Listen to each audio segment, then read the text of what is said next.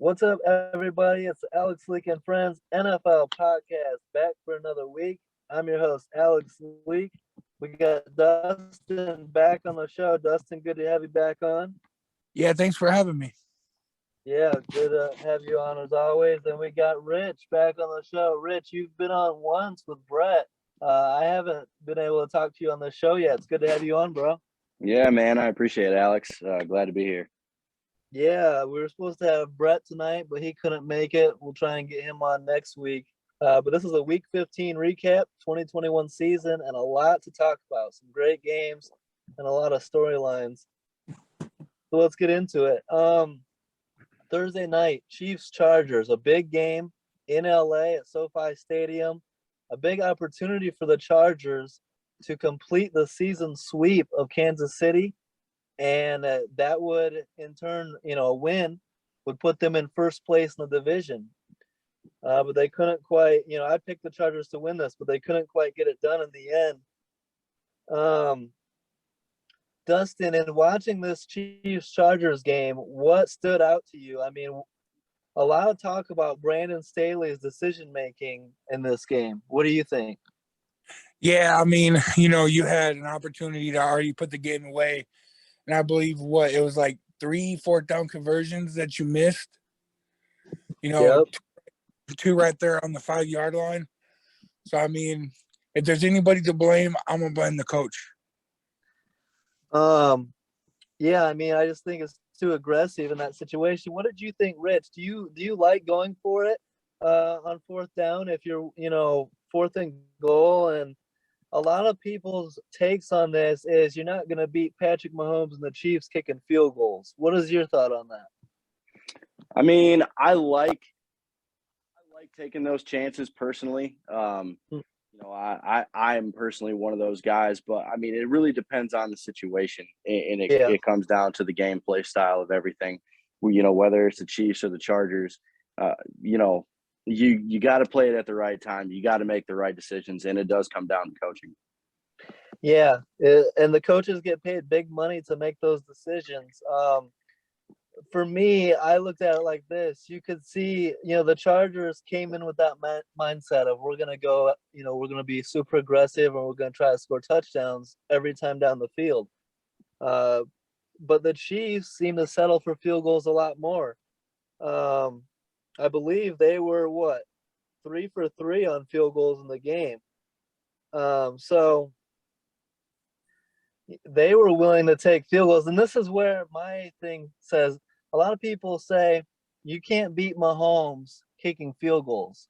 But Justin Herbert and the Chargers have been one of the hottest offenses all season.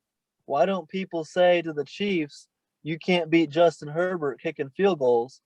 Meanwhile, Andy Reid and the Chiefs kicked field goals and still won the game. What do you think on that, Dustin? I mean, field goals, in my opinion, are important no matter what. That's 3 points. And the fact that they had the opportunity to put up 9, that would have sealed the deal because they would just ran out of time.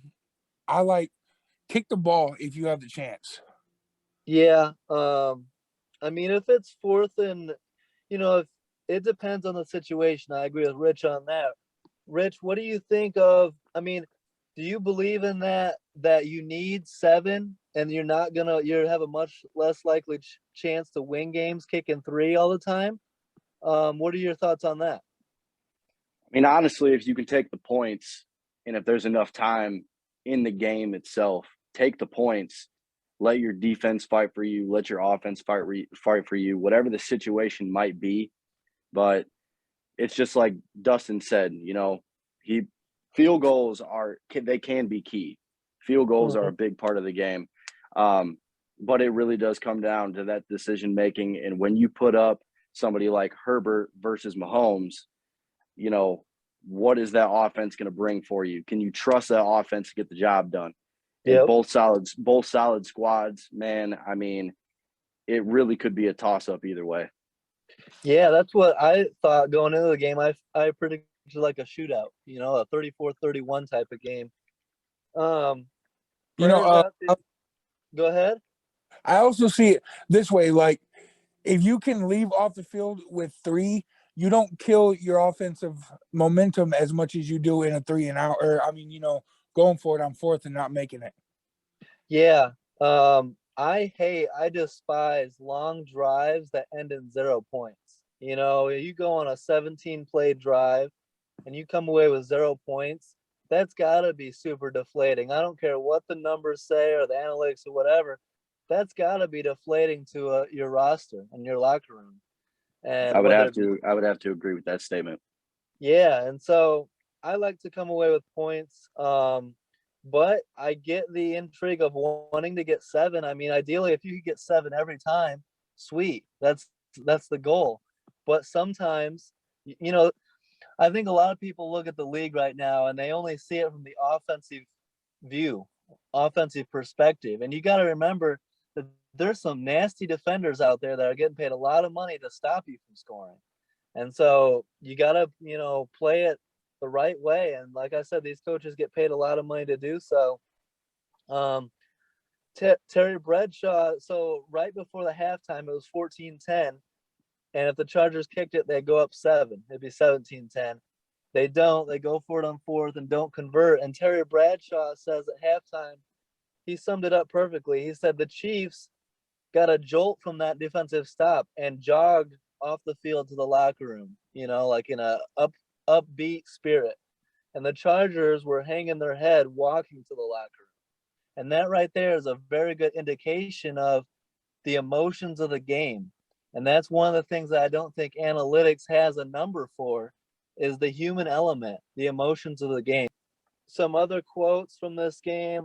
Bucky Brooks from NFL Network said this. He said, Brandon Staley is channeling his inner 13-year-old tonight. He's playing Madden with the fourth down gambles in the red zone.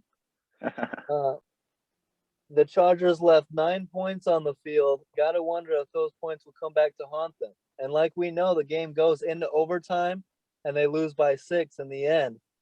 To that point, if you don't have a kicker that you trust and you want to go for it, I'm all right with that. If you're like, look, I don't trust my kicker to hit a 30 or 40-yarder, then going for it makes a little more sense.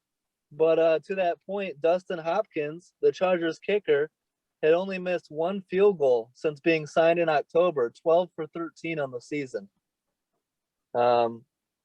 So, you gotta get where I'm coming from on that. Rich, do you have anything to add to that?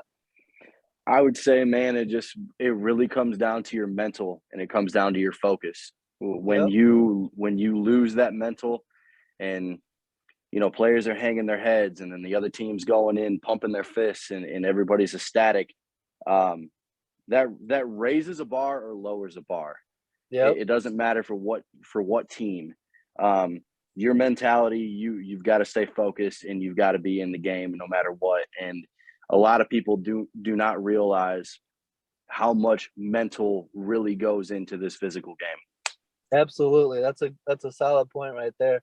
What's your thoughts real quick, Rich, on the Chiefs? A big win. They avoid the season sweep. They keep first place. They're now up 2 games, 7 straight wins. A lot of people counted this team out back in October.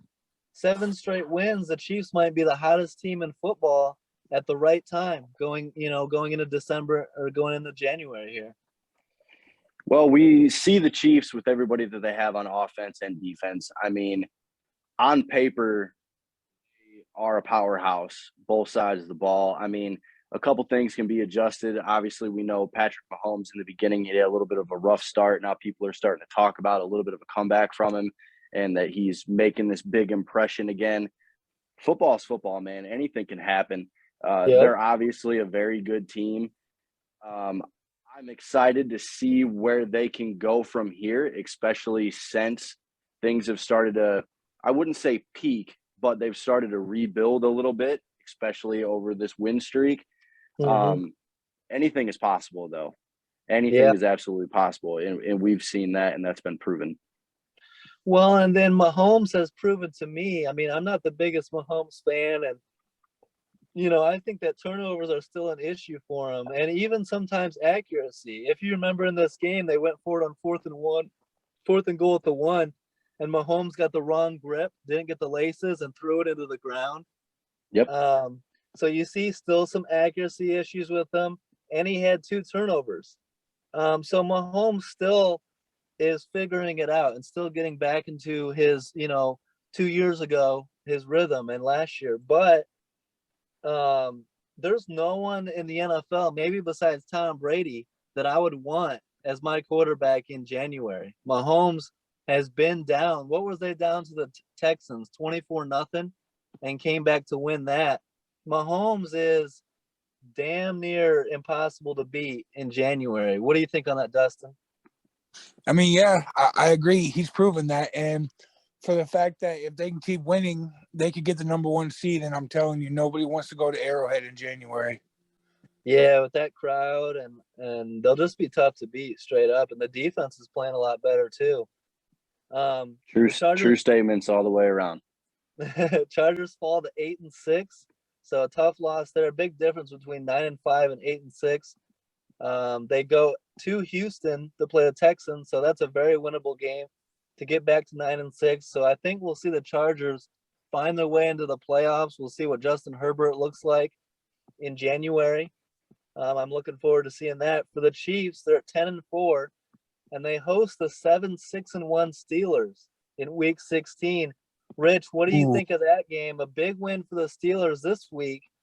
How do you think Pittsburgh will fare in Arrowhead on Sunday? Man, I don't even know how much I want to put on that game. The defense could come out and they could stifle Patrick Mahomes. I mean, Yep. the Pittsburgh's defense is good. It's been good for years. You look at everything with Ben Roethlisberger and what he's been going through, and this, being his last season supposedly with the Steelers are completely done. You got Najee Harris in the backfield, who's been a beast for a rookie. He's done very well with his productivity, but then you also got problems on the offense with the Steelers as well. I'll bring up Chase Claypool for one, just being a distraction, to the Steelers and in the organization, so you got things like that you're kind of working with too. Are they enough to go ahead and take down Patrick Mahomes and the Chiefs? I don't think so, especially going into Arrowhead. I think the Chiefs are going to be able to take that. Not easily. I think it'll be a hard-fought game, but the Chiefs will win that one for sure. Yeah, it's going to be a tough game, but it's a must-win for the Steelers. Sitting at 7-6-1, if they want to make the playoffs in a very competitive division, it's very jam-packed there in the AFC North. I'm leaning – I like to pick these upsets, and so I'm a guy that doesn't like the Chiefs and is kind of a Steelers fan. They got to feed Najee Harris. I like the defense, TJ Watt, all those guys. Joe Hayden with the, great play. I am leaning. I think the Steelers could pull this off. Do you think there's any chance that happens, Dustin? I mean, absolutely. Again, though, you just never know what Steelers team shows up. Is it the Steelers team we've seen, against the Vikings in the first half? Yeah. I mean, is it the Steelers team we've seen dominate on defense? Or is it going to be, like you said, the first half of the Vikings? We just never know. But let me tell you, you do not want to get down by 23 points against Patrick Mahomes. So, yeah, it's going to be key for the Steelers defense to show up in that game and keep the score, keep the Chiefs score down. And go ahead. And really, you say running game, which I agree with a little bit, but I'm actually going to put this key to the game as depends on how good Ben Roethlisberger plays. Yeah, and they got the weapons to do it. That's going to be a tough game. I'm looking forward to it. I'm going to be watching it regardless. Let's go to Saturday night. Your Colts, Dustin, hosting the Patriots. I didn't give your Colts much of a shot in this game. I thought the Patriots were rolling. I'm not a big believer in Carson Wentz or Frank Reich, the head coach. But when the Colts dominate the way they did running the ball, when they get the block punt for a touchdown, and they play defense the way they did, take the ball away, you don't need much out of Carson Wentz. He throws for 57 yards on 27-17. Dustin, you had to be excited as hell watching that game unfold. Absolutely. And I mean, 2 words, Jonathan Taylor. Yeah. But anyways, yeah, I mean, we came out and punched him in the mouth. We were the first ones who came out and went up 14-0. And, you have a young rookie trying to bring it back, and he fell short. Yeah, up 20-0 at one point. Rich, what did you think? Bill Belichick and the Patriots seem to me as the most well-run organization in football, but this is the second time this year they've given up a blocked punt. Mac Jones was turning the ball over a little bit, and in the clutch, when they needed it, when they ultimately needed a stop, they let Jonathan Taylor go for 67 yards and a touchdown to put the game away. Do you still believe in this Patriots team? Well, for one, I am not a Patriots fan, so I have never believed in a Patriots team other than when Tom Brady's there. Just to throw that out there, being extremely truthful. But Bill Belichick, he's done very well with Mac Jones, and I think Mac Jones has done very well for his first year as a rookie working with that Patriots offense. They've shown us that they've been able to do some stuff. I personally believe that the Patriots will continue to have success. I would not say that diminishes or depletes whatsoever. The Colts just came ready to play, man. They were playing smash mouth football, and they were ready to go against Bill Belichick and Mac Jones that night. And it was awesome to see the Indianapolis Colts do that. And I was super excited for that, just being hometown Indiana and rooting for the state. Now, what do you think of Jonathan Taylor? A lot of people are putting him in the MVP conversation. In my opinion, so I'm not a Carson Wentz fan, and I don't think the Colts can go far in the playoffs with Carson Wentz. So if they're going to go far, it needs to be with this formula right here. Feed the hell out of Jonathan Taylor, play defense, make some plays, special teams. It needs to be a very well-rounded, but you can't drop Carson Wentz back and expect him to carry you to a win. Do you agree with that? It's got to be Jonathan Taylor and that O-line and that defense. No, I agree with that 126%, man. Definitely Jonathan Taylor. He's your rock. He's your go-to. Sure, Wentz has made some good plays, and they've got a pretty good offensive line. I don't know if it's still ranked number one like it was a year or two ago. It's still fairly firm there at the offensive line position, and their offense looks really good. But definitely Jonathan Taylor for sure. Now, Dustin, Carson Wentz kind of struggled in this game. He had some key throws, key completions, but not a lot of yardage. He had a bad turnover at one point that kind of allowed New England back into the game. Were you worried at all in the second half about the Colts blowing this game? And are you worried about Carson Wentz going forward? Does it need to be this type of formula, take the ball out of Wentz's hands and run the ball and play defense? Well, the answer to your first question is, yeah. I was worried, man, because, Frank Reich is known to have gone from a running game that works to passing the ball, and Wentz is somebody that you want to keep under, 20 passes and everything. So I don't really trust him going to the playoffs, but hey, when you have a beast as a running back, feed that man, because when he averages over 100 yards, the Colts are almost guaranteed a victory. Yeah. And that's the thing with that style of play, you can go anywhere and win. You can go into Foxborough if you want. You can go into Arrowhead, and you can play with anybody. What's the recipe we all talk about for beating these all-time great quarterbacks like Mahomes? Is keeping them off the field and winning the time of possession and resting your defense. So I've been sleeping on the Colts a little bit, but I'm starting to buy in a little bit too. I want to say this real quick, Alex. So I like how they're starting to use jet sweeps and misdirections with the athletes like Ashton Doolin and Michael Pittman Jr. Yeah. Absolutely. I like that as well. That's a good point. Yeah. To his credit, Frank Reich had some good play calling in that game, like that touchdown on Nyheim Hines. That was a real nice play call. Now I do have one question though, Dustin. How do you feel about Carson Wentz, or what kind of versatile quarterback do you think that the Colts need to be successful in the future? The Colts need a little bit of both, a quarterback who can move and a quarterback who can throw. Wentz can move, but he just doesn't make the right decisions at times. He's throwing in triple coverage, double coverage, and it just seems like if you put too much on his shoulders, he's going to make the bonehead play that'll cost you the game, you know? I hate to I be agree. this guy. I hate to pick a scab. I hate to bring this name up. But you know who would be the perfect Colts quarterback for this team, this way that they're playing, and who could come back and lead this team to a championship right now? Please tell me, Mr. Luck. Yeah, Andrew Luck would fit this team like a glove, bro. And how did I know that you were going to go back to saying something like that? I would even take Phillip Rivers, honestly. Not what Luck brings, man. Luck with Jonathan Taylor, that O-line and that defense, man. The only thing I would have concerns about is Frank Reich after that. Ooh, man, that's wow. That's a lot to process right there. Yeah.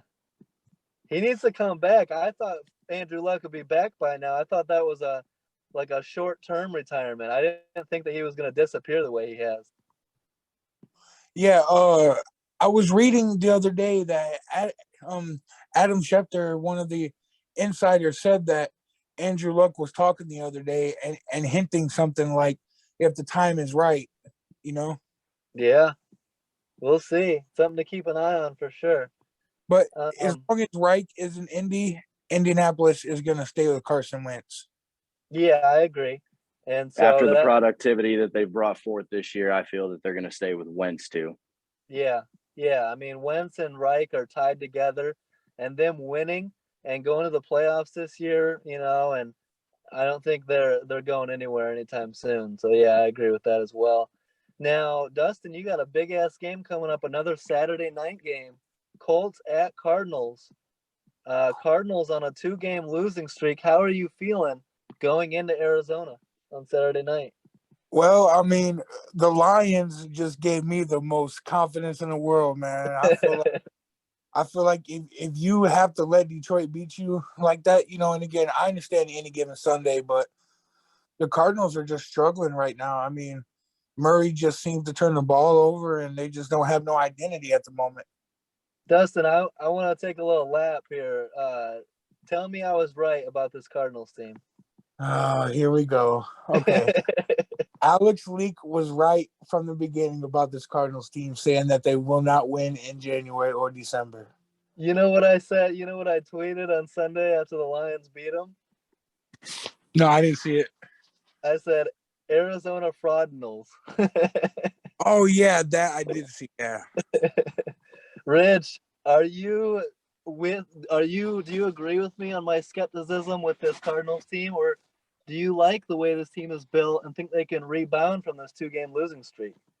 Honestly, I am in agreement with you.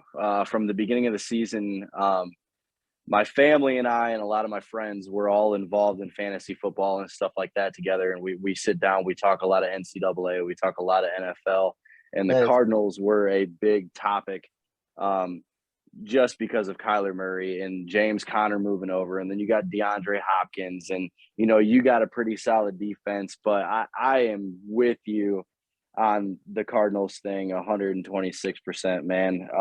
You're spot on with that, dude. I was baffled at what the Lions were able to do to the Cardinals. Absolutely stifling. Like, that was probably one of my big highlights for the weekend as far as watching a game, that it was exciting to see what Detroit was able to do just because of the hype behind the Cardinals. Well, so I'm a hater. I'm probably one of the biggest Cardinal haters, you know, that I know, but I'm not going to go out there and say I picked the Lions to win on Sunday. That blew my mind. Like, I wasn't watching. I did not either. I wasn't watching this game at all until I saw it was 17-0. And then I threw it on. I was like, you know what? I'll pay attention to this a little bit. And it shocked me that the Cardinals didn't come back and make it a game. I mean, 30-12, my goodness. But the way the national media just jumped on the Cardinals right away and it said, this is a Super Bowl contender right away from the very beginning of the season, I never bought it. And one of my biggest things is I got my questions on Kyler Murray, but I don't think he's the issue. I think it's Cliff Kingsbury. And I love the addition of James Conner. I love the mid-season acquisition of Zach Ertz.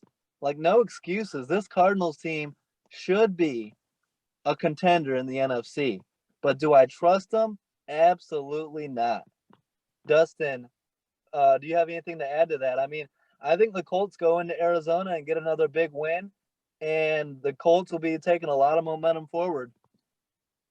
Yeah, and then I mean, our last two games are pretty simple. But to second what you said, I believe in Kyler Murray, but you blame it on Cliff Kingsbury. Kyler Murray has not produced.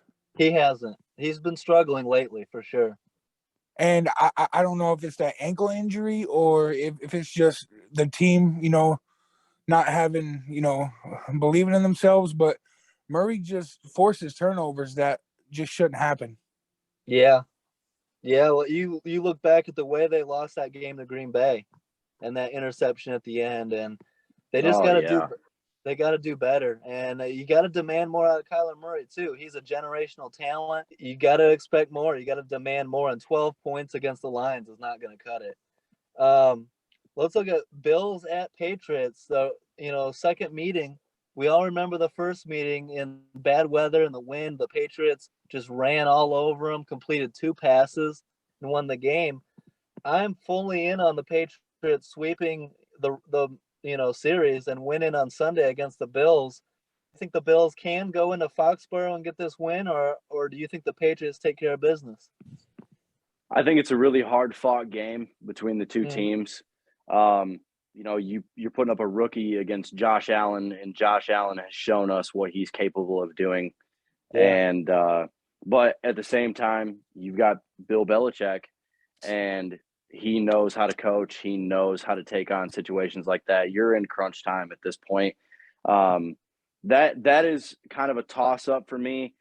I'm actually going to take the Bills over the Pats, but it's going to be a close game. It's going to be a close game.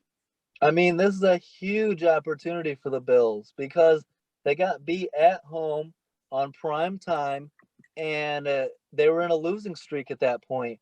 Now they've rebounded, and they're 1 win away. If they can find a way to win this game in Foxborough, they'll be tied for the AFC East lead just like that. And we written off the Bills a couple weeks ago saying they might not make the playoffs. Now they're 1 win away from being like they might win the division.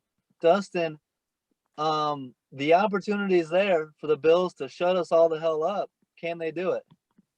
Absolutely, but man, they are so one-dimensional that they can't run the football. Yeah. And, well, if they can, it's the quarterback. Yeah. Yep. And I mean, you can't expect Josh Allen to go out there and do everything. So, man, this is a tough one, but I'm gonna end up probably thinking that the Patriots win, but the Bills must win because if they lose this game, I think they're out of the postseason. Yeah, this would be a tough loss. I mean, what they're 8-6. That'd be 8-7. That's not a good spot to be in.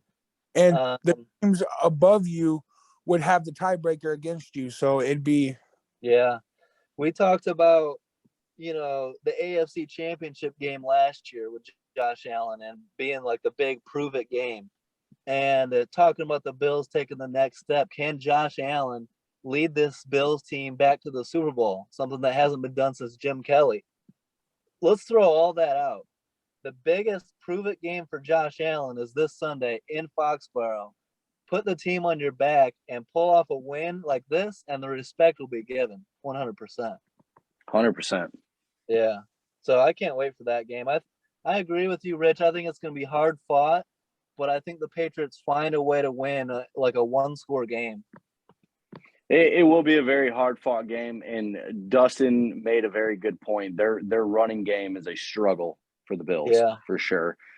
Josh Allen, like I said, we've all seen what he's capable of, and he has weapons on the outside.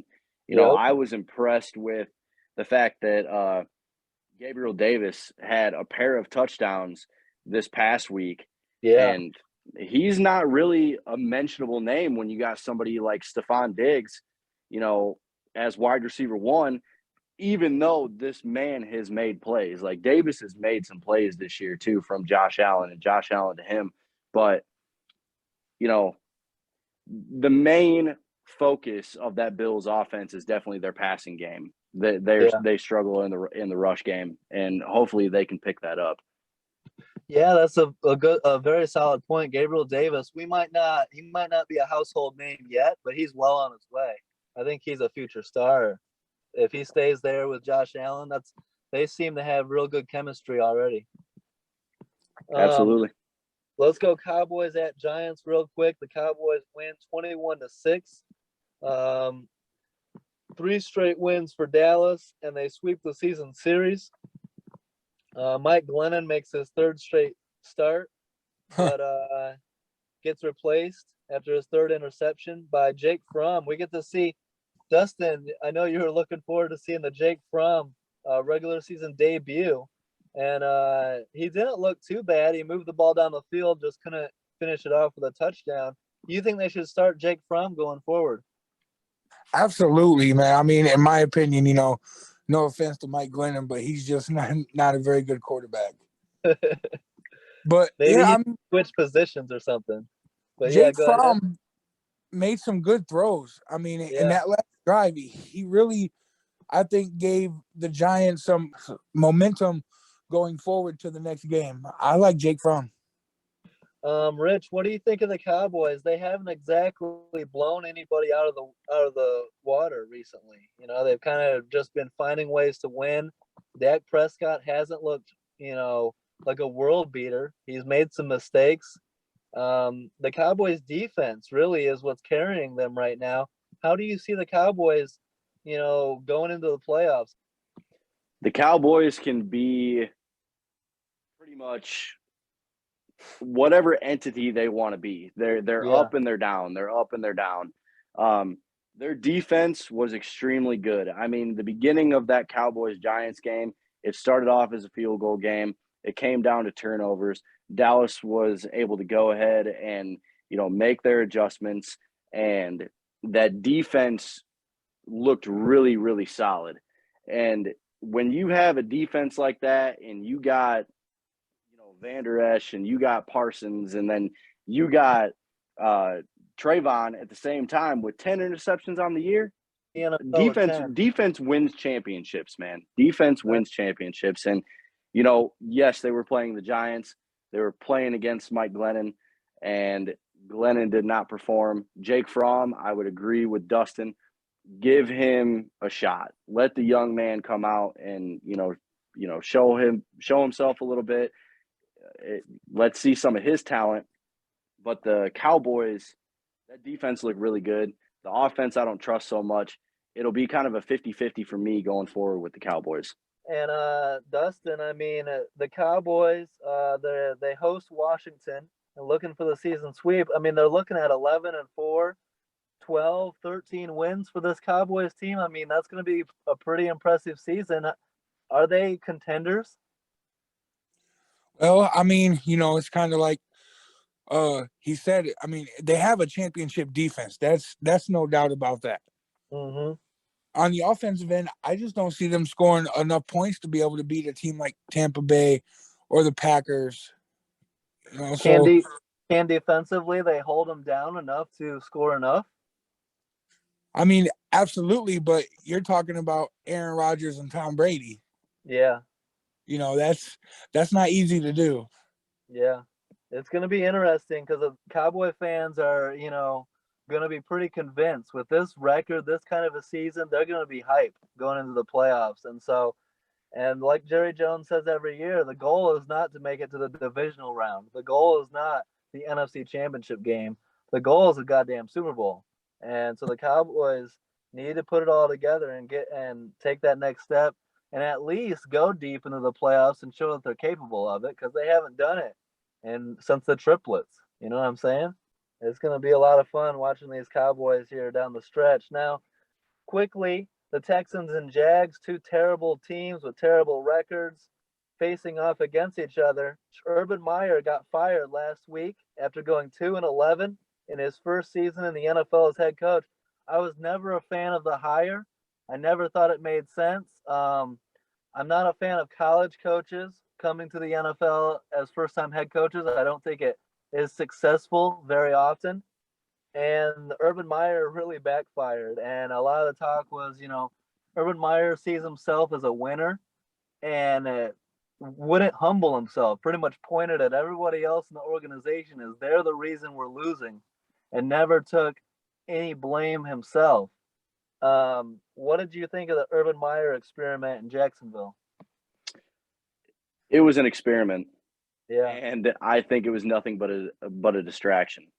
yeah, He can't just go ahead and put blame on everybody. You are the head coach, and it comes down to being prepared, knowing what you're getting yourself into. This is not college ball. This is NFL.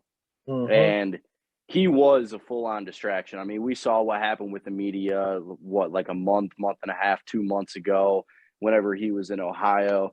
And honestly, man, that's kind of BS. Like, you shouldn't be out doing that kind of stuff and putting yourself in a position to where social media is going to grab that, and it just yep, makes you look even worse. And yeah, your players don't accept it, and you look bad to the staff and the organization. So I was never a fan of it in the first place. When I first heard the news, I thought, okay, maybe just hmm because of the productivity that he had in the NCAA and how good he once was. But that's not the same Urban Meyer in the NFL. And Trevor Lawrence, I mean, tell me if you differ from my opinion. I think he's kind of struggled this year as a rookie.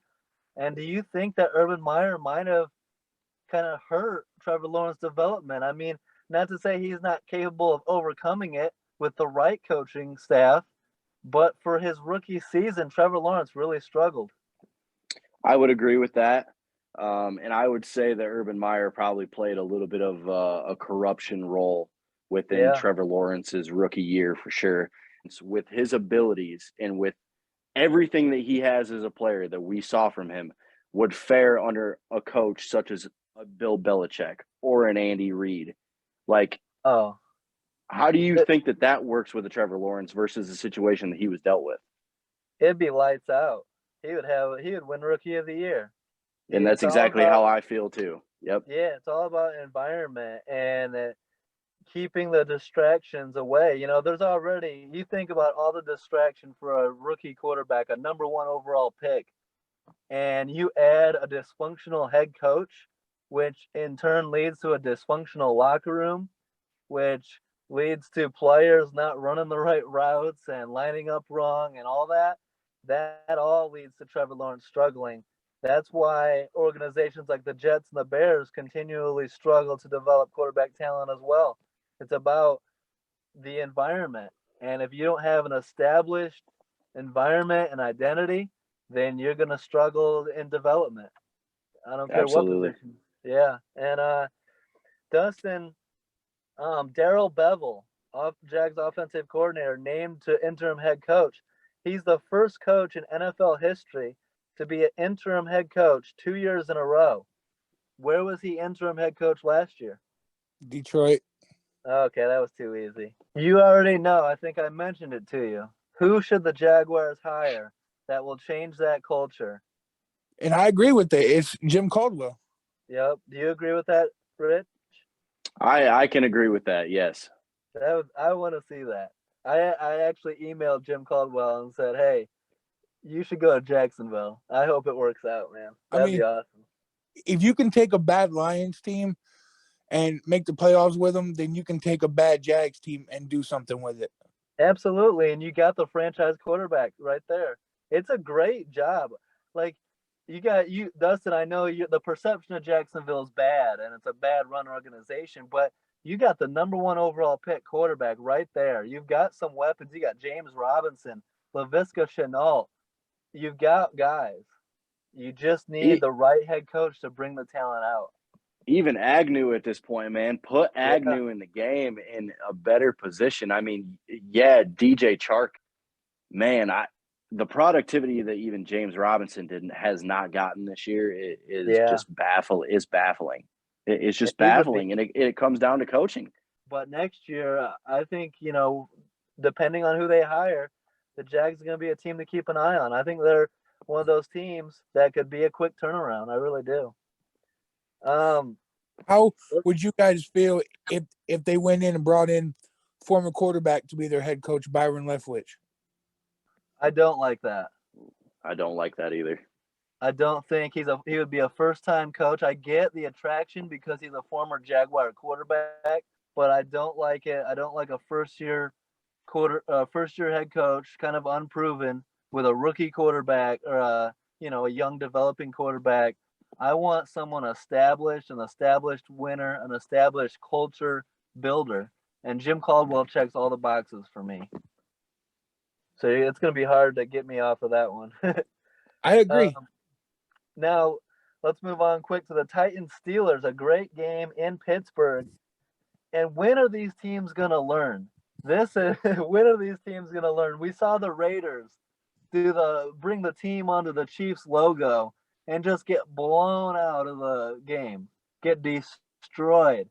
And the Titans saw that and are like, hey, you know what we should do? Let's go into Pittsburgh and all stand on the Steelers logo and give this Steelers team added incentive to kick our ass. No team needs that extra boost.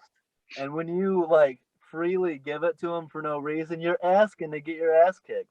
And they didn't get blown out, but the Steelers find a way to win 19-13. Joe Hayden with the clutch game-winning defensive stop on fourth down. Rich, what are these teams doing standing on the opponent's logo trying to fire them up? I've never believed in that.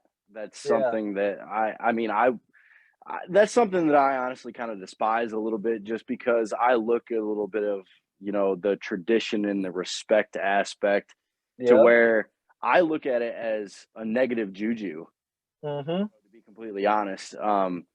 I think it's kind of a kryptonite for a lot of teams, man. If you want to play that game and if you want to have that kind of ego and that mentality, I don't think it's worth it. And I think that you're just setting yourself up for failure, because that next team, as soon as they see that, oh, man. Rich, what do you think? Niners at Titans. I mean, that should be a damn good game tomorrow night. Titans are at home. Yeah. They should have a packed crowd, home field advantage. I think the Titans can pull that one off, man. I really do. They have been able to produce a running game even without Derrick Henry. Yes, he is a key. He brings a lot of motivation, and he brings a lot to the table with his physicality and just being an overall beast in the NFL. But I think that the Titans still have a chance, and I like the Titans over the 49ers. Yeah, I'm so split on this game because I love what the Niners have been doing lately too. They got some more proving to do, but they're firing on all cylinders. Jimmy Garoppolo's protecting the ball. George Kittle is a beast, and they're running the ball like they did in their Super Bowl run. They're playing D and running the ball. They got Jeff Wilson, Elijah Mitchell. It doesn't matter. The Niners are one of those teams too. It doesn't matter who the running back is. They're going to find a way to be successful. Now, I think that Jimmy Garoppolo carries that team, and he's been in those big positions. He's made big plays. Yeah. He's been places so far. I agree with what you're saying. Let's go Jets Dolphins real quick. The Dolphins win 31-24 for their sixth straight win. Not many people talking about the Dolphins, who started 1-7, but now have won 6 in a row to get back to 500 at 7-7. So they're red hot. And they got to go to New Orleans on Monday Night Football. Dolphins at Saints. Dustin, how are you feeling about the Dolphins? They're red hot. They're as dangerous as anyone. Maybe they sneak up and pass the Bills for second place in that division. Yeah, I mean, they are red hot, and the reason is because Tua's playing better. Tua is playing like the Tua that we, expect him to play in. Plus, that Dolphins defense is nasty. Yeah. It's good to see him bounce back at 1-7. We were all so shocked after the year they had last year, but they're starting to get it going. That also shows how good of a coaching job Brian Flores is doing. I mean, at 1-7, you could have just said, this is not the year, but for them to be on that 6-game win streak is pretty impressive. And that's the thing. Usually Belichick disciples don't really have success, but Flores is kind of kicking the trend a little bit here. Rich, what do you think of the Dolphins? A big game at the Saints coming up. That's going to be tough. It is going to be tough. I mean, we just saw the Saints go ahead and knock off the Bucks and shut them out. I mean, that wasn't a very impressive score, but they were able to go ahead and get it done. The Dolphins, what I really took from that game, like what Dustin was saying, is Tua is playing better. And Tua stepped up that game and went ahead and trucked a cornerback like I have not seen a quarterback do in a very long time. And that was super nice to see out of a young guy, especially in a quarterback position, that was ready to lower his shoulder and go ahead and make a statement for himself. He held very well in the passing game. And even that running game, man, I was super impressed with Duke Johnson. Yeah. Like, Duke Johnson did a very good job. Like, Myles Gaskin really didn't even get the opportunity that game that Duke Johnson's had. And it was really nice to see him have a big game. I like how the Dolphins have turned it around, and I hope that their productivity can keep moving forward with success in the future. Yeah, I can't remember the last time I saw Duke Johnson go for 100 yards and 2 touchdowns. That's crazy. Yeah, he had a great game. Yeah. Let's go Cardinals-Lions as the Cardinals get blown out in Detroit 30-12. The Lions have won 2 of their last 3 games, and the Cardinals, who are 10-2, suddenly find themselves in a 2-game losing streak. And here's a real good, if you look at their schedule, this is the Cardinals coming back down to earth after a 7-0 or something start to the year. They are 3-4, under 500 in their last 7 games. Dustin, I mean, the Cardinals can explain away a loss to the Rams, but this has got to be a major gut check in that building for the Cardinals to get blown out by the Lions. And the Rams are right on, now tied. The Rams and them are now tied record-wise. The Cardinals need to wake up here fast. Yeah, I mean, I agree. First of all, they made my sports knowledge not look very well. So thanks a lot, Cliff Kingsbury. But anyway, yeah, I mean, it's concerning. You lose to a Lions team that, is depleted, in my opinion, was probably looking forward to next season. But, I don't see Arizona doing much. Well, now let me ask you this, because now that we're down on the Cardinals and now they've had 2 rough losses, they're at a real interesting point here. Either they're going to get beat by the Colts on Saturday night and fall to 3-game losing streak out of first place, and everyone's going to be like, the Cardinals have just lost it. Or the Cardinals are embarrassed by this loss, rebound. What is your take if the Cardinals find a way to beat your Colts on Saturday night? That would be a gut check loss for your team too. Oh, yeah, absolutely. I mean, the Colts have to win these next games that they play. There's no doubt about it. Yeah. But, I mean, like you said, the Cardinals could be angry, but, I mean, big games, they just don't perform well. So, yeah, I agree. I mean, if you're asking me, I got the Colts winning on Saturday night with a lot of confidence. I'm Team Indy on Saturday night. What do you think, Rich? I mean, do you think there's any way the Cardinals are embarrassed, get it together, and bounce back and get a big win on Saturday night? They have the team to do it. Can they get it done? I personally think that Indy comes in and smacks him in the mouth. I want to see that. I want to see that. Indy is riding on a high right now, man. And I really hope that their productivity continues. And I think it continues with the Cardinals. I mean, if Kyler Murray does not get out of the pocket, does not step up in the pocket, does not make his own plays, and moves that Colts defense around to where they cannot catch him, Cardinals struggle, Colts win. Yeah. You have to think, too, DeAndre Hopkins isn't playing. Correct. Yeah. He is not playing. He is, yeah. IR again.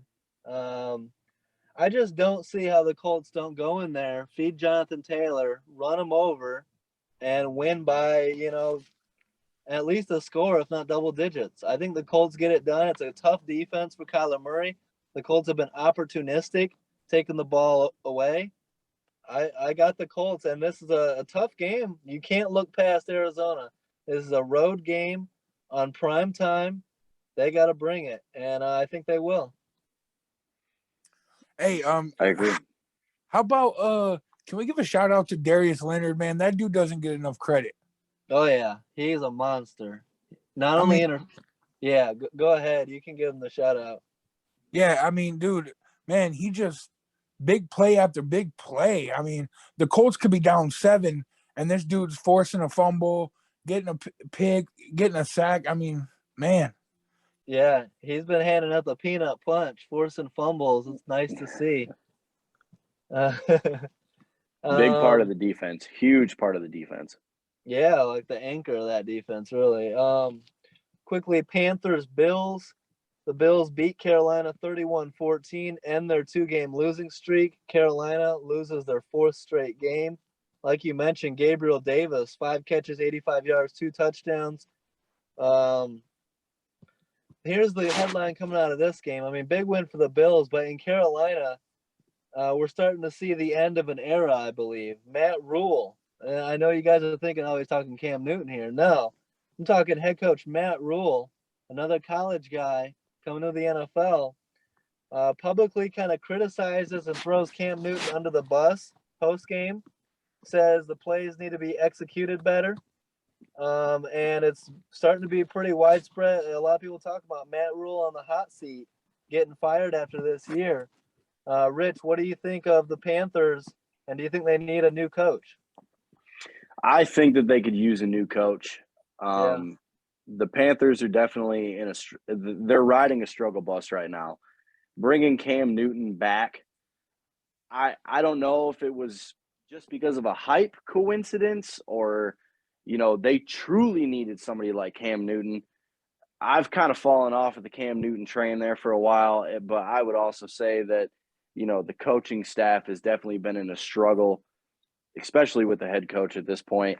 And Yeah. it kind of comes back to what we've discussed as far as other organizations and coaching staffs, like with the Urban Meyer thing. And, you can't put blame on the players. You can't put blame on the other staff. You got to be able to take some recognition and admittance for yourself. Yeah, And 100%. that you're just doing wrong. You're not intentionally doing anything wrong, but as far as the organization is concerned, you're not up to their end of the deal. It's all about optics.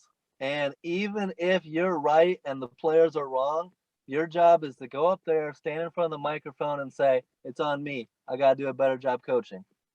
100%. Exactly. Even if you're, yeah. And so that's where Matt Rule messed up. And the record backs it up that he is struggling. And when you fire your offensive coordinator, a big name Joe Brady, in the middle of the season, and you don't improve, then all signs are pointing directly to the head coach. Do you agree with that, Dustin? Absolutely. And I mean, from the beginning, honestly, that hire surprised me because, yeah, I mean, Matt Rule had maybe 1 or 2 good years in Baylor, but he wasn't established enough. Yeah. And, well, yeah, go ahead. And I mean, we all talk about Cam Newton, and obviously Sam Darnold early in the season, but I like PJ Walker, man. Give that guy a shot. Yeah. I agree with that statement right there. Give that guy a shot, man. The Cam Newton experiment was fun, but it didn't work out. And I think the Cam Newton move was simply like a fan base thing. Was simply like, look, we're struggling. We don't have a quarterback. Sam Darnold's hurt. Let's bring in a guy like Cam Newton to put fans' butts in the seats, sell some more Cam Newton merchandise, patch things up with Cam from an organizational standpoint, and wins are pretty much secondary. And if we lose on the way out, good, we can fire our experimental head coach while we're at it. It was for hype. Yeah, I agree. Organizations that are like that, they wonder why they don't win football games. Well, I said this, I believe, last week. desperate organizations who don't have a culture or anything like that make desperate hires, make out-of-the-box hires, and are grasping for straws. Let's go Bengals-Browns. The Bengals hang on to win Bengals-Broncos, sorry. Bengals hang on to win 15-10 and snap a 2-game losing streak. Bengals currently first place in the AFC North. Broncos fall to 7-7. Teddy Bridgewater suffers a head injury, gets carted off and taken to the hospital. But I believe things are turned out all right there. I don't think he plays next week. If I'm the Broncos, I just shut Bridgewater down for the rest of the year. See what you got out of Locke, because I think you're in for a major quarterback change this offseason, and the Broncos are going to be very active trying to get Aaron Rodgers or Russell Wilson or maybe even Matt Ryan. Yeah, I think it's for Denver. It's plan A, Aaron Rodgers, plan B, Russell Wilson, plan C, Matt Ryan. And but I think Matt Ryan could end up somewhere and have an opportunity. But yeah, Matt Ryan's one of those. Maybe he could lead a solid, a very well-constructed team to the playoffs. But I don't see him as a Super Bowl contender the way Aaron Rodgers and Russell Wilson are. Correct. Dustin, what do you think the Broncos are looking to do at quarterback? I mean, we've talked about it all along, but Matt Ryan could be a good fit there. I mean, yeah, Matt Ryan, but look, if you're Denver, do whatever you can possible to get Aaron Rodgers. Yeah. Do whatever you can possible to get Rodgers. I don't see Russell Wilson wanting to go to Denver. I think his more likely destination, in my opinion, would be the New Orleans Saints, but that's just me. Dustin, Jamar Chase, the Bengals rookie wide receiver, held to just one catch for 3 yards on Sunday. They got to do a better job getting him involved. It wasn't just Patrick Surtain shutting him down, but the entire Broncos defense took Jamar Chase out of the game. Yeah, this was a defensive game. I mean, both offense struggled. So, coming up on Sunday, 8-6 Ravens at the 8-6 Bengals. This is going to be must-watch football. Where are we leaning at this point, Dustin? Ravens or Bengals in Cincy? Man,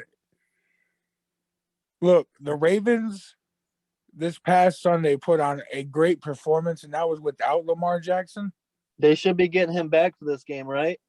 Yeah, but I believe so. With the game being in Cincinnati, I'm going to go with the Bengals. I'm giving the edge to the Bengals, and I'm mad at the Ravens, and we'll get to that here in a second. So I'm Team Cincy in this game. Oh, I can't wait for Yeah, what do you think, Rich? I think Cincinnati all the way, man. They just have the edge. They have the edge. They've been playing really hard-nosed football. They've been able to push the ball downfield.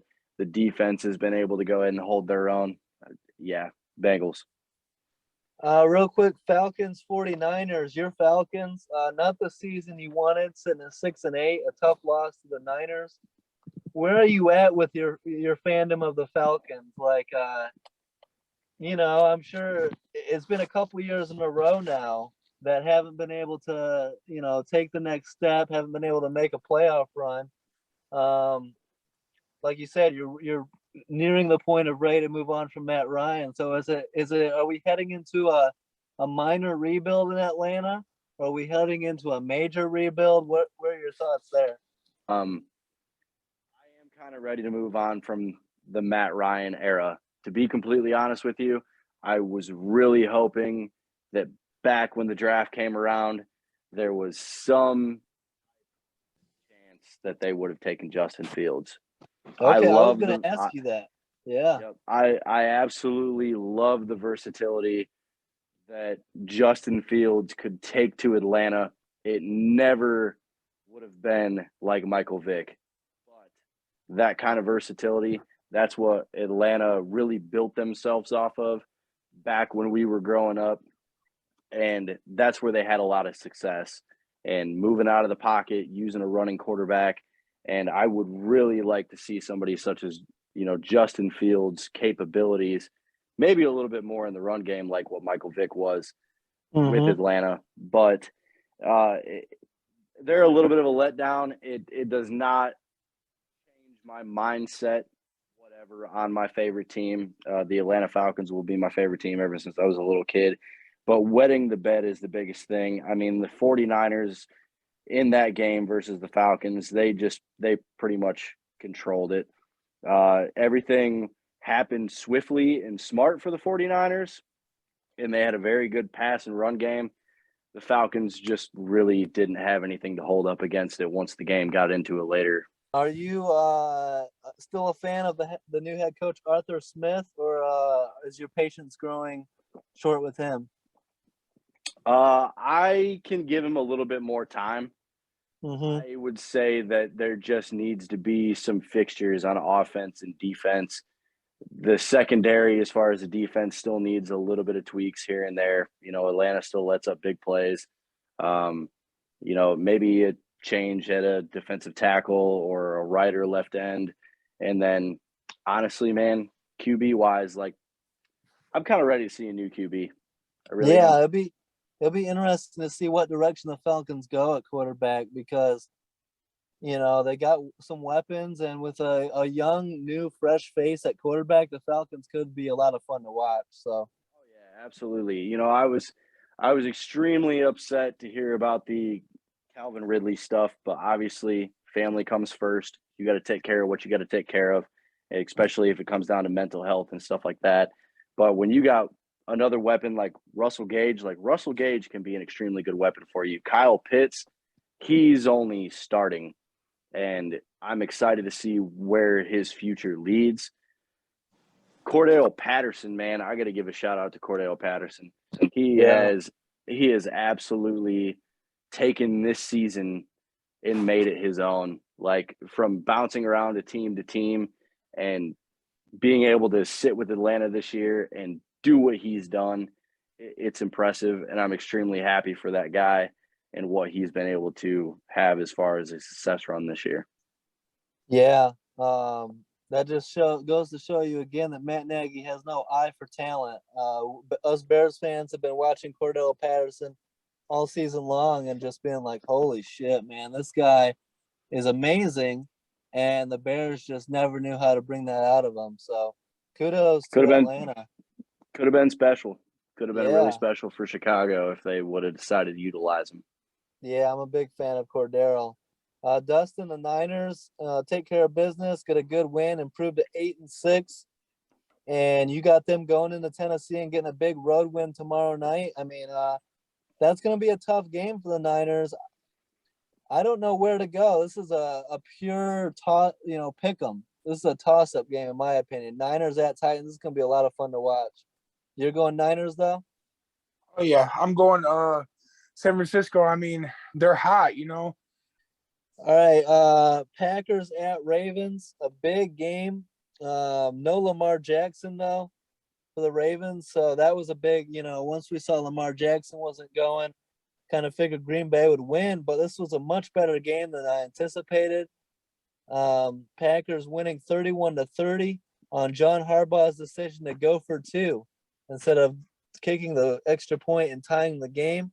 The Ravens now have lost 3 straight games, and it might end up costing them the playoffs. Tyler Huntley balled out, 4 touchdowns, 2 passing, 2 rushing. Dustin, what did you think of this game? I mean, the entire story coming out of this game, I know Tyler Huntley played well, but that has been overshadowed by John Harbaugh's decision to go for 2 at the end of the game. If you remember, he did this like 2 weeks ago against the Steelers, and it cost his team a win then. We criticized it then on the podcast and said, man, like, that might come back to haunt you. Now he does it again. What is John Harbaugh and the Ravens doing? I know a lot of people are going to say you're going for the win, but I mean, what happened to kicking it and going to overtime? I don't understand it. What do you think? Well, the first time you can forgive them for, because, in that game I had talked about how, their cornerbacks and stuff were really injured and they were on like their 4th string backs. But this game to go to do it twice, yeah, that's just dumb decision making. He obviously didn't learn from his mistake. And there's audio. So this is my breakdown of it. And I posted this on Twitter and Facebook. There's audio of John Harbaugh asking his players. He asked Tyler Huntley, what do you think about going for 2 on this next score? He asked Mark Andrews right before, and the tight end Mark Andrews said, hell yeah, let's go win this thing. My take is this. Of course, his offensive players are going to want to go for it. They're always confident in their abilities to make a play when it matters most and their talents. But my thing is, you're not the offensive coordinator, John. You're the head coach. Did you go and ask your defense if they thought you should go for 2? Did you ask Justin Tucker, the best kicker in the game, if he thought you should go for 2? No, you only asked your offensive players. You got to be the head coach. You can't think of the game from an offensive point of view. You got to think about what's best for the team. And you got to think about what that loss could cost you. And the thing is, a lot of people say, well, if you kick the extra point, you haven't been able to stop Aaron Rodgers all day, so the Packers will go down and win it. People need to stop acting like they know what the future is going to hold. Like, oh, the Packers are for sure going to win the coin toss and go win the game. What if the Ravens win the coin toss and they go win the game and Aaron Rodgers never touches the field? Or what if, just to tie this game, it was a 14-point game, right? And the Packers had the ball up 7 at this point, and the Ravens forced a punt. So if the Ravens defense can force a punt there, why can't they force a punt in overtime? It doesn't make any sense to me. Like, being aggressive and going for the win, sure, if you have Lamar Jackson and if you're on a roll offensively. But I don't like it. I don't like putting the entire game on one decision, on one play. And you got your backup quarterback, Tyler Huntley, and one incompletion, and it's a loss. You kick the extra point, and you're most likely going to overtime, and anything can happen in overtime. Maybe Aaron Rodgers throws an interception or gets hit and fumbles. You never know what could happen. I'm a big fan of extending the game. What do you think on that, Rich? Do you think the criticism is justified, or do you like it? I'm with you, man. I actually thought that Harbaugh should have went ahead and tied the game up. At this point, you're coming down to the end of the season. You're in big crunch time. You need to be able to solidify a win. And solidifying a win, just like you said, might come into going into overtime to where Aaron Rodgers maybe makes a mistake. You give that defense a potential shot to go ahead, shut him down, get back into the end zone. Maybe they miss a field goal or Green Bay misses a field goal at the same time. I mean, you look at Mason Crosby, he's been missing field goals all year long. Anything can happen. Anything. And to just assume that Aaron Rodgers is going to go win the game, I get it. It's Aaron Rodgers. But, man, we've seen the more football you watch, the more you know that anything can happen. We've seen it all happen. We've seen Tom Brady throw a pick 6 to lose a game. It happens. And to just put it on one play, a lot of people say, well, you do it to show your offense that you believe in them, right? You want to show confidence in the offense, say, go win me the game. Well, what happened to showing confidence in your defense? What happened to showing confidence in your special teams? I just don't like it. And when you already did it once 2 weeks ago and it failed, and you're on a losing streak, putting it all on one play, and now you're on a 3-game losing streak, and with the division so tight, man, I kind of hope this comes back to bite the Ravens in the ass. What do you think, Dustin? Yeah, I mean, man, wins are more important right now than anything else. You got to win the damn football game, and you have to do what it takes. Yeah. Okay. You can't, I mean, you have, in my opinion, when the Ravens are playing Ravens football, they are a Super Bowl contending team. Mm-hmm. But now you might miss the playoffs now, and I think that happens. Another thing, so they're down 11. At this point, the game was kind of getting away from the Ravens. They're down 11.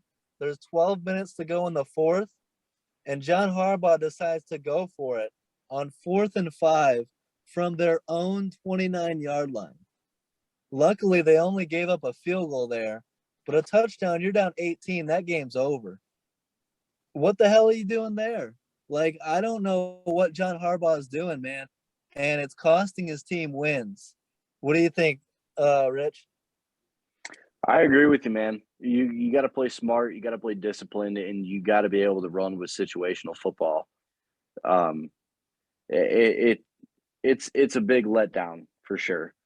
It's definitely a big letdown because Harbaugh is better than that. You know, both Harbaughs are better than that, and we've seen the success between the two. And Ravens Harbaugh versus Michigan Harbaugh or 49ers at this point. I mean, I would much rather give it to Ravens Harbaugh all day long, but he needs to be able to make the correct decision as a head coach and ask the key players and the key coaching staff, is this smart about what I'm doing? Should we actually do this? Are we willing to risk and give up another loss and potentially not make the playoffs, not be in that positional football? Yep. You got to play it smart. And that's what head coaches are paid to do. You know, real head coaches, you don't see Bill Belichick turning around to his players, asking all of his tight ends and his, running backs and his backup quarterbacks, hey, what should we do here? Bill Belichick already knows what the hell to do. The best coaches don't listen to the fans. They don't listen to their players. They listen to their gut. They've been coaching and in these situations their entire career. And John Harbaugh should know better. And you don't put it on the players. You don't ask Mark Andrews what he wants to do. I know it shows confidence in your – so those are some of the takes I've seen. Oh, it shows you believe in your players and you're bought into your players. And I love it. And my question is, do you love losses? Do you love decisions that lose the game? Because that's what you're doing. That's 3 straight losses, and it might be out of the playoffs. Dustin, I can't wrap my head around it. Yeah, I mean, I agree. And I loved his point that Rich made. But, I mean, I can say this. Why just ask one player? Why not call a timeout and say, hey, guys, do you believe I'm making the right call? Get the team together and ask. I wouldn't ask the team anything. I would be the coach. The coach's You are job the is, head coach. You are the head coach. And if it works, it works, and it's successful, and you get a ton of praise. John Harbaugh did the same thing against the Chiefs when he asked Lamar, hey, do you want to go for it here on 4th down? And he said yes, and they went for it, and he got it. If he didn't get that and the Chiefs came down and won the game, he would get buried for that. So you can be aggressive as hell. You can go outside the box and do whatever you want. And when it works, you're going to get praised. But when it doesn't, you're going to get lambasted, and you deserve it. You deserve everything you got coming to you. He's got to own it. And you can't sit there and hide behind the players and say the players agreed with me, so I did what the players wanted. You're the head coach, like Rich said. The buck starts and ends with you. You're paid the big bucks to make the tough decisions, and John Harbaugh's got to be better than that, in my opinion. Let's go Monday, the Raiders-Browns. No Baker Mayfield or Case Keenum for Cleveland, so they're starting 3rd-string quarterback Nick Mullins. Because of that, I believe I still took the Browns to win this just because I'm not buying in the Raiders. The Vegas Raiders, I mean, we had Tito on a couple weeks ago, Dustin, and the Raiders were still in the hunt, but I have lost a lot of faith, even with the win, to get to 7-7. I don't buy the Raiders much at all. Do you? No, like I said last week, I believe that, even at 7-7, their season is over. They just better, they're better off looking to next year and deciding who their next head coach is. Yeah, and they'll be playing the Colts coming up, so that's an opportunity for you guys to get that win. Colts could be on a big winning streak if they handle their business. Now the Browns go up 14-13 late and had this game, but couldn't finish the deal. I think they go too conservative on a 3-and-out after a Greedy Williams interception. Rich, the Raiders find a way to win. This is a heartbreaking loss for the Browns. A win, and they're like in 1st place, and a loss, and I think the Browns are going to miss the playoffs. Do you agree? Yeah, I would agree. The Browns definitely made I want to call it a piss poor, 3 and out. Yeah. Because I really believe that they should have at least tried to pass the ball on that second Yes. down, or at Well, least pass the ball like 2 different times throughout that, possession that they had, just to try and to push the ball, try to keep that first down going, and that's what ultimately blew them the game. I agree. At least on 3rd and 3. I'm usually a run first guy, but this goes back, a couple years in the playoffs. But if you get an opportunity to put a team away, it's 3rd and 3, and all you need is 3 yards. I want to throw it and go for the kill. Instead, they hand it off to Nick Chubb and get stopped, and you give the Raiders one more shot, and it ends up killing you. I think you need to be more aggressive in that situation, and I rarely say that. Yeah, I totally agree, man. Nick Chubb is one of those backs that you can rely on, but in Yeah. that situation, it needed to be pushed. And the fact that Mullins actually had a decent game, Yeah. Give the young man an opportunity, especially Yep. being a third string. Give him the opportunity. You're right there at a nail-biting performance to go ahead and win the game. Make the right call, make the right decision. I was super disappointed with that possession. And then obviously the Raiders get the ball back. Carr moved it downfield. They get the field goal for the win. Dustin, what did you think? Do you think the Browns need to throw it there, be more aggressive instead of going 3 and out? And the Browns defense, supposed to be really the backbone of the team, really let the team down on that final drive. Yeah, I mean, I agree. They probably should have been more aggressive. And yeah, I mean, the Browns, they're just, I don't know what to think about Cleveland. But can I say this? We've been high on Derek Carr lately, but the man struggles a lot. Yeah, but he came through at the end in this game, led him to a game-winning field goal. Yeah, but it's Cleveland. I have no faith in the Cleveland Browns anymore. Yeah, I mean, talk about a tough season. They had, like AFC Championship game expectations and just couldn't get it done. The Browns are going to be in for a long offseason. Yeah, I mean, they're going to start here soon questioning whether Baker Mayfield should stay or go. Yeah.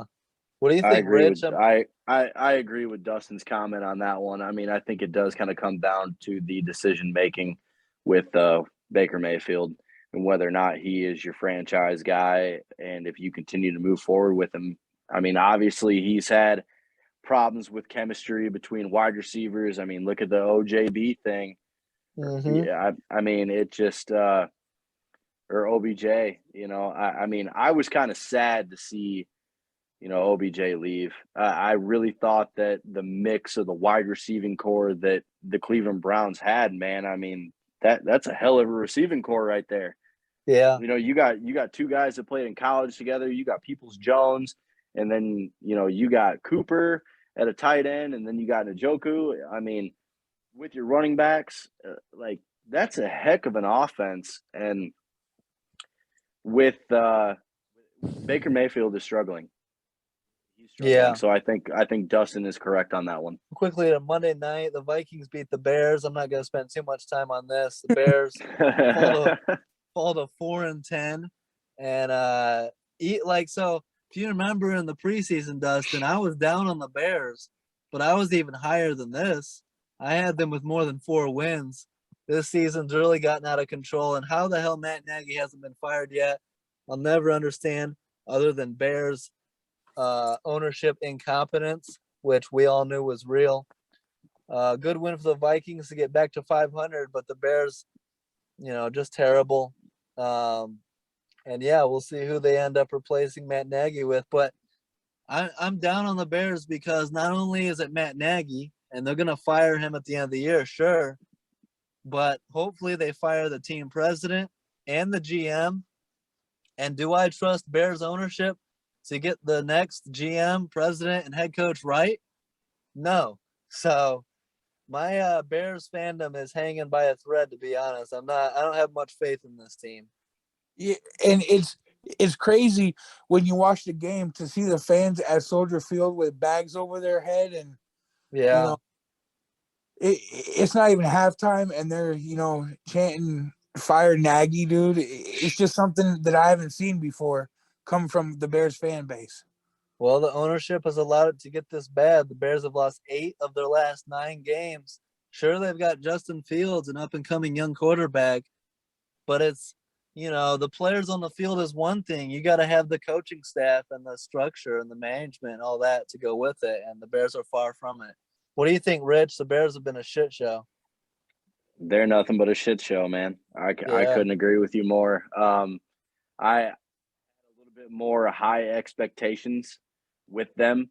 Yeah. Just with the drafting of Justin Fields, and I'm a big Notre Dame guy, so like Cole Kmet and just Allen Robinson being on the squad, and then the Bears defense, and then you got Khalil Mack going down. Like, there's so many different variables that go into it, mainly with the coaching staff and everything else like that. I'm really down on the Bears. I hate to see them struggle the way that they're struggling. I hope that they can rebound in the future. Right now, that's just a huge question mark. Yep, absolutely. Let's go Tuesday night, Washington and the Eagles. Eagles find a way to win over the Washington football team. Washington without starting quarterbacks Tyler Heineke and then no Kyle Allen, so third string Garrett Gilbert gets the start. Jalen Hurts comes back for Philly and delivers the win. Eagles get to 7-7. Dustin, what do you think the chances are Philly can sneak into the playoffs? They're right on the cusp. I mean, yeah, chances are high, and I mean, I thought that they played pretty good on Tuesday. But again, kind of how you guys were giving credit to Nick Mullen. I think Garrett Gilbert played pretty well also. Yeah, he didn't do too bad for not playing in a while, but Eagles able to get the win. I don't think the Eagles make the playoffs. I mean, they're 7-7, but that wild card is going to be tough to get into the NFC playoffs. So it's really bunched up. What do you think, Rich? Yeah, I would agree with you. I do have to say that this probably was one of my favorite games of the entire NFL weekend that happened, and in the beginning of the week, because it was a very, very entertaining game. I mean, there was a lot of back and forth. There was a lot of good, hard-nosed football that was going on. It was extremely good football to watch. Washington's quarterback that they pulled off of the New England Patriots practice squad, dude, that guy came out and balled. Like he showed some stuff, and I was extremely proud of that guy and just his story. That was really cool to see. But I will give it to what's this gentleman's name? Is it Aqib Talib? So I was watching Game Day Morning Football, and he had actually called it out. He had said that the Eagles were going to come out extremely rusty. It was 16 days that they had not played, that they had not done anything. And Aqib Talib went ahead and called it out and said that the Eagles were going to start off rusty. It was going to be a hard-fought battle, but the Eagles would end up probably overcoming, even though he thought that Washington was going to be able to, give them a game. And it was a game more so up until the end when Jalen Hurts decided to go ahead and turn it on. And I was really impressed with that game just all around as to how hard fought it was. But Jalen Hurts, in the end, he got the win for the Eagles. And, man, that Aqib Talib, he was right. He's good. He called it out, man. I was really impressed. He's damn good. I like any game that Aqib Talib is on commentary. He's awesome. And to that point, the Eagles with 7 straight games of 175 rushing yards or more, if they do sneak into the playoffs, they could be a dangerous wild card team. So I'll be looking forward to that. They play the Giants, another winnable game on Sunday. And now let's go to the last game of the week, the Seahawks at the Rams. Rams win 20-10. Rams have snuck up and tied with the Cardinals for best record in the NFC West. So that's going to be something to keep an eye on. If the Cardinals potentially lose to the Colts this weekend, the Rams could take first place. Big game from Seahawks defensive end Carlos Dunlap. Cooper Kupp's been a on pace for breaking records and has been going nuts out this season with Stafford. But the big story of this game, two major officiating gaffes. The defensive holding on 3rd and 12 was a bailout BS call, no holding involved. You're allowed to make contact within the first 5 yards. It was a super late flag. It makes you wonder. The Packers and Ravens game had a penalty like this as well on a BS pass interference against Baltimore. Dustin, the refs have so much control over these games. And when you can take a 3rd and long or a crucial 3rd down and just throw the yellow flag and make an automatic first down, that's so much control over what happens in a game. Yeah, it's I could go into details all night about this, but I just think that it's a bunch of BS how they are able to even do that. I mean, it was a good game, and for the fact that you were letting them play for a minute and then you all of a sudden try to throw flags to ruin a team's chance to win the football game. And then so throwing flags that aren't there first, throwing flags on penalties that aren't there. And then in the 4th quarter with 3 minutes to go, not throwing flags on penalties that are clearly there. I mean, what's the thing we've said all year long, Rich, about pass interference? If the defender doesn't have his head around, that's an obvious flag. Every time. We saw that on Thanksgiving. We've seen that all season long. If the defender doesn't get his head around and makes contact, easy penalty. And then for him to get there early on top of it, it was a no-brainer. Everyone in the watching on TV, everyone in the stadium knew that was a penalty, and the refs just standing there looking like they got blindfolds on. I don't understand. The officiating has been terrible all season long, and I've even tweeted that the NFL hush hush brought the replacement refs back. Oh yeah, absolutely. I mean, that was a ref blown game for sure. I mean, there's nothing that I can really say on my end that you and Dustin did not touch base on. I mean, it is clear cut. You can see it, fans can see it, media can see it.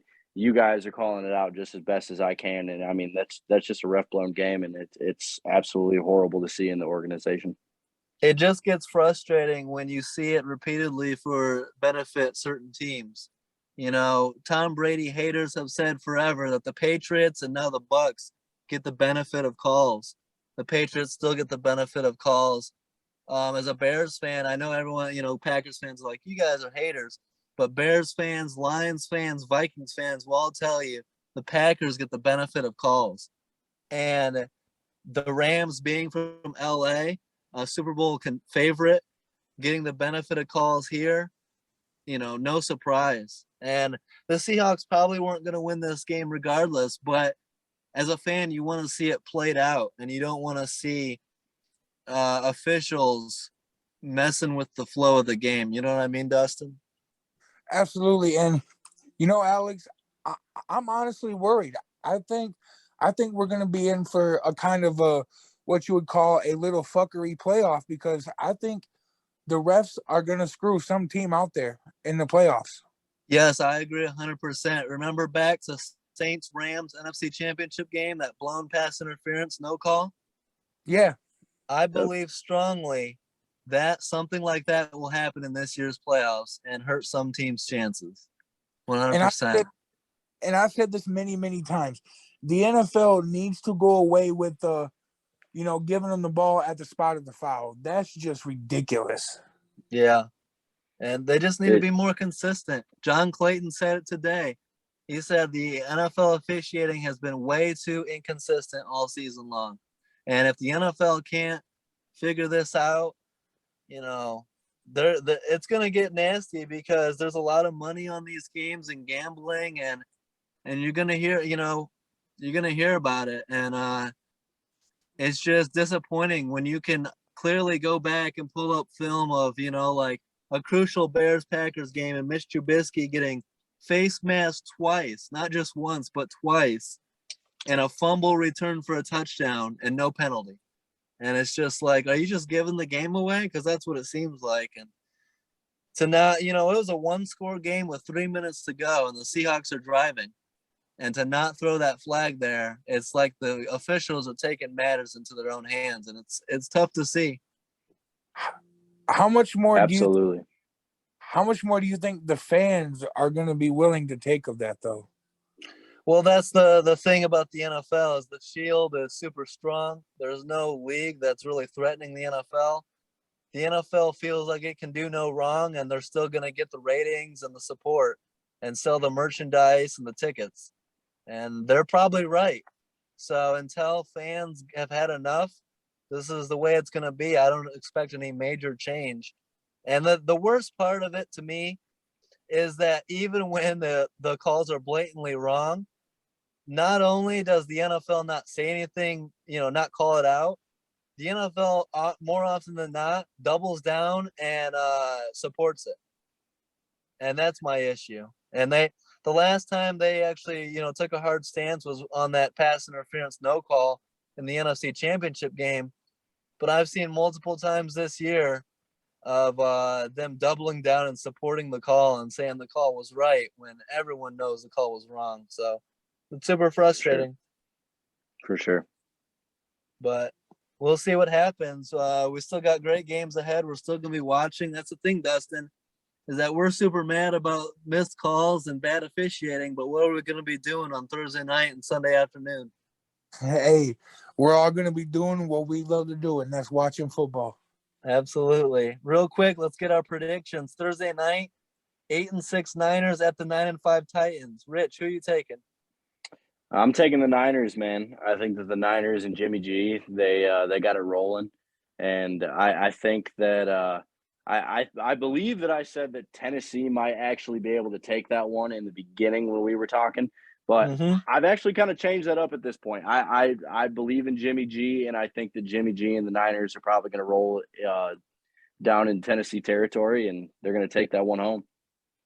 I could easily pick Niners here. I like this Niners team a lot, and I think they're sneaky, a tough team to beat in the playoffs. But I'm going Titans here, just finding a way to win. I think the Titans can find a way to win here. And I'm a big fan, surprisingly enough. I kind of just realized this. I'm a big fan of Mike Vrabel as head coach. What do you think, Dustin? I know you're going Niners, right? On the road at Tennessee? Absolutely. Go Niners. All right. Saturday night, Colts at Cardinals. I think we're all in agreement here. I'm going Colts on the road. Dustin? Indianapolis. Rich? Go Indy. All right. Sunday, Lions at Falcons. This was my pick. I put this on here for you and Brett, so I knew you guys were going to go back and forth on this game. You can't let the Lions beat your Falcons at home, right? It's got to be Atlanta. No, yeah, my Falcons all the way, man. All right. I'm not picking this game. Dustin, you don't need to pick this game either unless you want to. I mean, I'm going to go with an upset. I'm going Detroit. Man, Dustin, don't get caught up in the Lions hype. 2 wins and all of a sudden the Lions are a good team. Get out of here. I like Dan Campbell, man. Leave me alone. I think Dan Campbell's a good coach, but I think Matt Ryan has one over Jared Goff. Yeah. 8-6 Ravens at 8-6 Bengals. Big ass game in the AFC North. I'm going Cincy. Teach those Ravens a lesson. The Ravens deserve to miss the playoffs with those coaching decisions. What do you think, Rich? Go Bengals, man. If Harbaugh goes into another game and it's hard fought and he comes down, he better make the right decision. And I think the Cincinnati capitalizes. All right, sounds good. Dustin. Yeah, as I said earlier, I'm gonna go Cincinnati, but man, that was a hard choice because it's the AFC North. Every team has been inconsistent, but I'm gonna go with Cincy. All right. Bills at Patriots, big game. I'm going Patriots. Dustin. I'm gonna go with Buffalo in an upset. I just don't see Josh Allen losing two in a row to Mac Jones. All right. Rich, I think you're going Patriots, right? Nope, I'm going Bills. I believe I said it earlier in the podcast. I believe that Josh Allen is going to end up having something as long as the Bills can produce a small amount of a rushing game, like Dustin was talking about earlier, how they've been struggling, I think that the Bills, if they can get it going a little bit, Josh Allen can take over Bill Belichick. Buffalo for the win. Bills need it. They can't afford a sweep, and they'd fall to 8-7, borderline missing the playoffs if they lose, or not borderline, likely. So must win in Foxborough. That's going to be must-watch football. Steelers at Chiefs. I'm going Steelers. I think you guys are both going Chiefs. Is that right? Yeah, I'm going to go Kansas City. In Arrowhead. Tough-ass game. I'm kind of hoping for a miracle here. Yep, cool. Patrick Mahomes at Arrowhead. Go Chiefs. Cool off the red-hot Chiefs and that ketchup lover quarterback. Monday Night Football, great game. 7-7 Dolphins at the 7-7 Saints. Dolphins are red hot. I'm going Dolphins. Rich? Man, this is a tough one. Probably the toughest one for me to pick just because of the fact that the Dolphins have been on a roll. You know, Saints go ahead and they take over the Bucs and shut them out. Low scoring game. I'm going to take the Miami Dolphins over the New Orleans Saints, at least 21-14, if not 21-17. Nice. Dustin? You know, I like that prediction, and I have a feeling this is like a little bit of an evenly matched game, in my opinion. So it's going to be fun to watch, and I think it's going to be one of the better games.